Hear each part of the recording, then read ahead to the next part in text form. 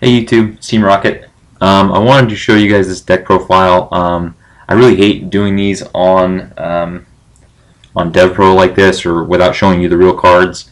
But this deck is so much trash. I didn't really want to spend the time to get in some of these cards together. I have a few of them, but I'm still missing some copies, and it wasn't worth me putting in the effort to grab them all. But I want to show you this because I've kind of been tearing up DevPro with it, and it's pretty funny. So. Especially because I'm not using the cards, I think, for the purpose that they're intended for.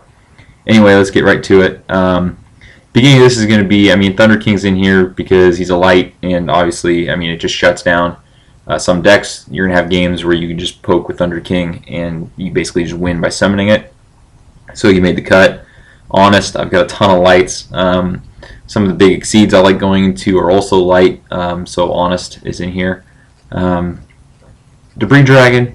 In here for two reasons. You can use the rank 4 plays by getting back a level 4, or you also have the card troopers for an emergency Black Rose play if your opponent outpaces you or is playing a better deck than you are, which is extremely likely to happen. So now we get into the main engine of the deck. We have 3 Lily bots and 3 Orbital 7s. So how these work together, Orbital 7, I'll let you guys read it here too. Basically, it's in here because it's a machine and it has 500 attack. That's the real purpose, but it also does have an effect where if you set it and it gets flipped up, you get a You Got It boss counter. And what that You Got It boss counter does is if you remove it from your Orbital 7, his attack becomes 2,000 until the end of the turn. In which case he sends himself to the graveyard. But it's really good if your opponent has like a Thunder King or something in your way. You can push your Orbital 7 and run it over and just get those problem monsters off the board. And Orbital 7 being in the graveyard is not a bad thing because you have Lily bots. Lily bot, when it's normal summon or flip face up, target an Orbital 7 in your graveyard and special summon it in either face up or face down defense position. It's also a 500 attack machine. You'll rarely ever use that on the Lily bot side, but basically just easy rank 4 plays here. Another huge play is you use Lily bot, get the Orbital 7 back, and then machine dupe the Orbital 7. So for the cost of 2 cards, you're going to get 2 exceeds out of it, which is a really big play. They both have 2,000 defense as well, so they can stall for you if you need to.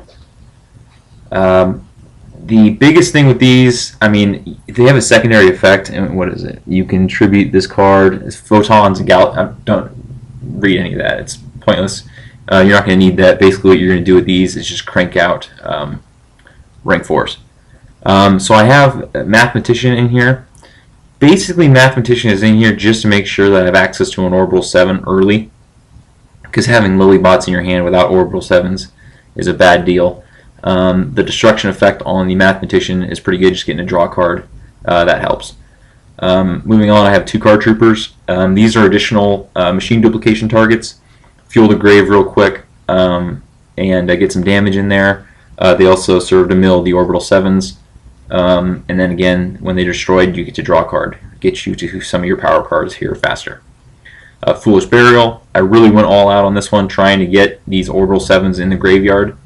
Late game, I've also used a Foolish Burial to either dump a Mathematician so I don't draw it, or to dump a card trooper so I have a Debris Dragon target.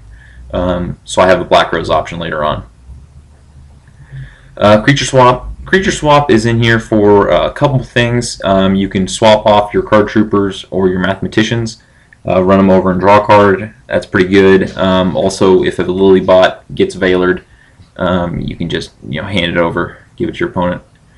Dark Hole Obvious. Soul Charge. You're going to have a lot of your monsters in the grave early, so you can just make some big rank 4 plays with your Soul Charge. It's just too good to not play it.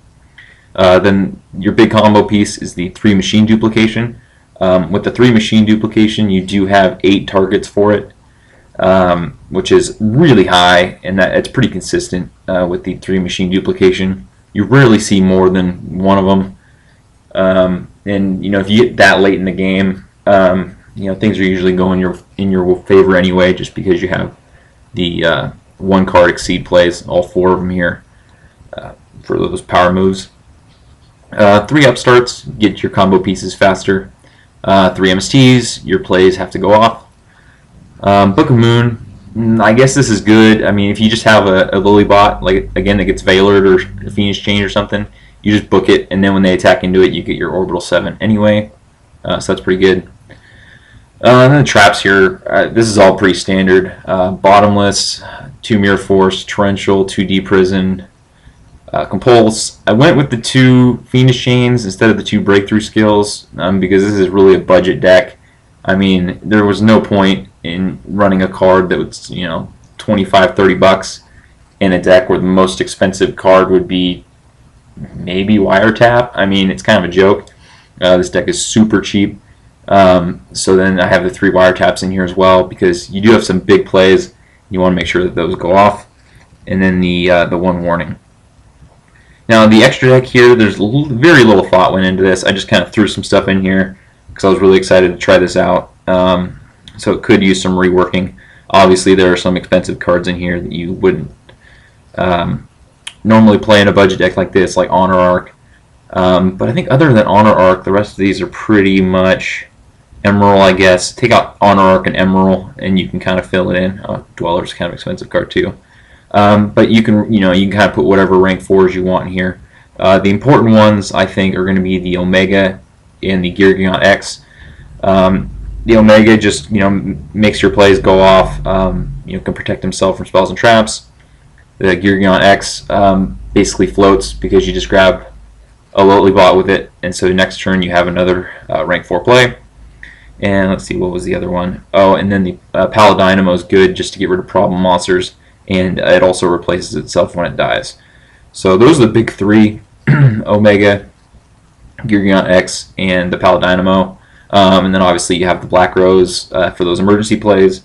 And I have 2 random rank 3s in here just for when you machine dupe a card trooper, or if you have some mathematicians floating around and you need to make a play.